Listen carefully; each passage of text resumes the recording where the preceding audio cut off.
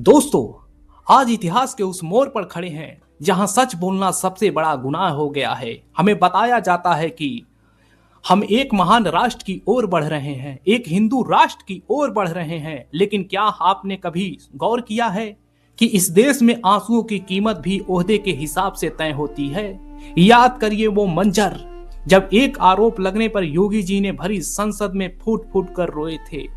उनकी सिसकियां पूरे देश ने सुनी, अखबारों की सुर्खियां बनी और उनके आंसुओं ने सत्ता का रुख मोड़ दिया। एक मर्द का दर्द, एक सांसद का दर्द, एक मुख्यमंत्री बनने जा रहे शख्स का दर्द तो इस राष्ट्र को सुनाई दे गया।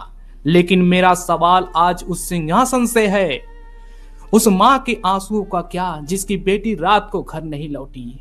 उन बहनों की चीखों का क्या जिनकी अस्मत सारेआम बाजार में नीलाम कर दी गई? क्या उन बेटियों की आंखों से निकलने वाला पानी पानी है और आपके आंसुओं में गंगा जल भरा था?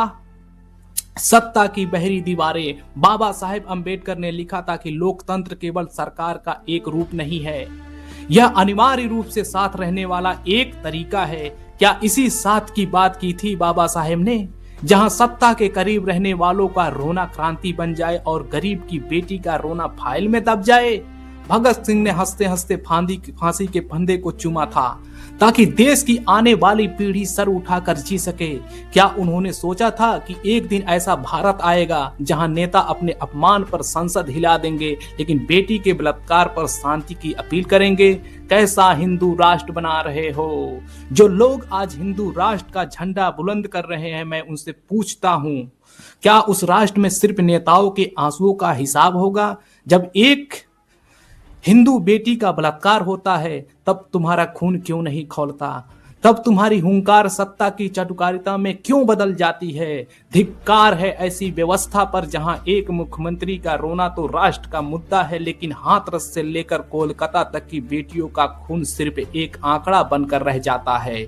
सुन लो सत्ता के गलियारों में बैठे लोगों, अगर तुम अपनी व्यक्तिगत पीड़ा पर संसद को रुला सकते हो तो उन हजार पिताओं के कलेजे की आग को क्यों नहीं देखते जिसकी बेटियां की अर्थियां बिना न्याय के उड़ गईं? राष्ट्र मां बहनों के सम्मान से चलता है, नेताओं के ड्रामा से नहीं।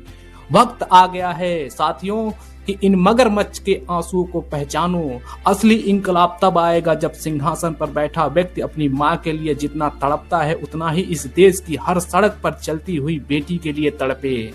जब तक न्याय के लिए बराबर नहीं तब तक तुम्हारा हर नारा झूठा है। भगत सिंह जिंदाबाद, इंकलाब जिंदाबाद।